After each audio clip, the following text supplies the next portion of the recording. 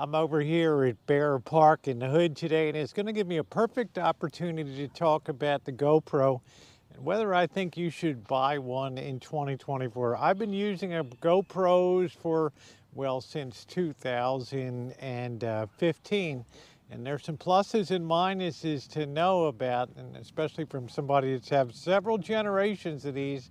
It's a love-hate relationship, but being in the park today gives me a perfect opportunity to get a little bit of video before we open up.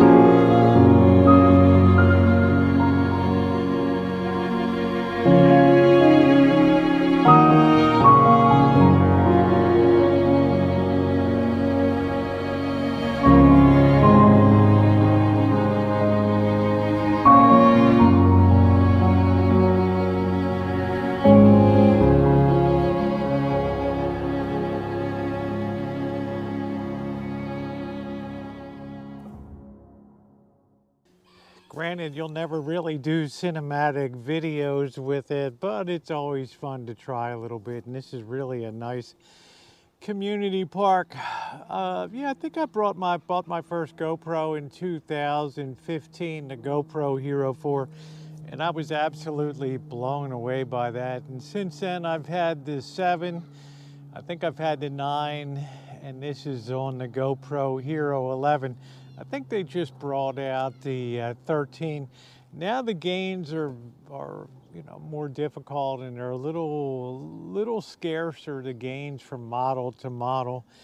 I can tell you one thing that happened from 2015 when I bought the GoPro Hero 4 was the waterproofing of the later models. You can shoot underwater.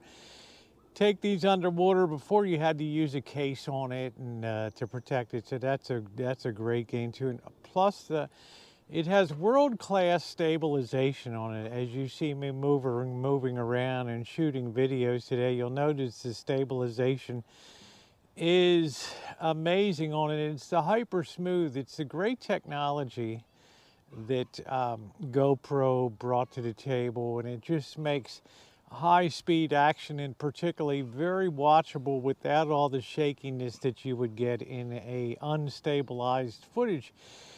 Brings a whole new dimension to things, and I think a lot of times people have a love-hate relationship with a hate relationship with GoPro because their expectations are out of line in what they're getting. They try to use it as a regular camera in regular situations, and they're apt to be disappointed. It's really designed for outdoor use, for like motocross or skiing or adventuring, hiking, things like that. But the downside is when you go to take it inside, it is absolutely horrific in low light conditions because, well, lenses are all about trade-offs and technology is all about trade-offs. You can have a great outdoor action camera that's going to capture beautiful images, but when you take it inside, the sensor's not big enough to be able to do well in low light conditions. And I found that out the hard way early on when I would try to do restaurant reviews and things like that. And finally I determined, hey, for inside, my smartphone is a much better choice because it has a much faster lens, and faster means that it's better in low light conditions, also shooting at a lower frame rate. But in terms of being outside in daylight usage, I think it is fantastic, and it has been the gold standard. Now today I'm using an external microphone. The GoPro itself out of box is not bad when it comes to sound quality, but in windy situations, and we don't have wind today, you get that annoying background noise, which can be very distracting in a lot of videos. You'll see in here I have a clip-on Rode wireless first generation here, and I have the wind muff that I've secured on top of it there. And this thing, we'll give this a wind test in the future, but I think the sound quality is pretty great. And the closer you have the microphone to your mouth, the better the audio is going to be. And it's a big difference between talking across a room or talking 2 feet away from somebody as you would in normal conversational mode. I love the fact that you can vary the lens from like a 16 millimeter, which is a super wide angle shot, to like a very tight linear, like a 35 millimeter shot like I'm using here. You can get that wide fish angle view, which I don't particularly like. I'd like to shoot in a flat mode so you don't get the distortion on faces and in images and things like that. But this gives you the ability to choose your framing and your lens width here that you're using to shoot with. You can also vary your frame rate up to 5.4K.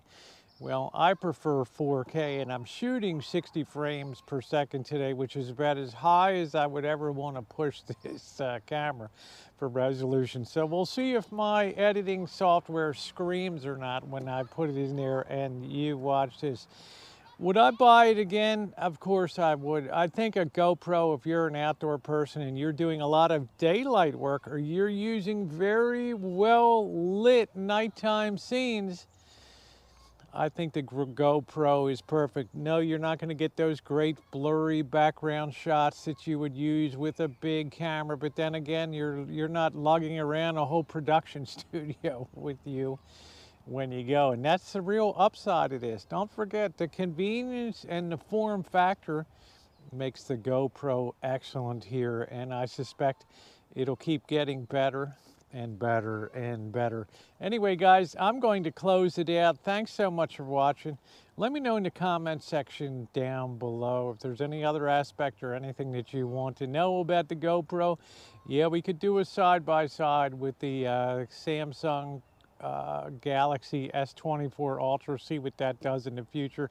But for now, I'm going to close out. Ask you, please hit the thumbs up, and if you're not subscribed, please subscribe and hit that bell for all notifications.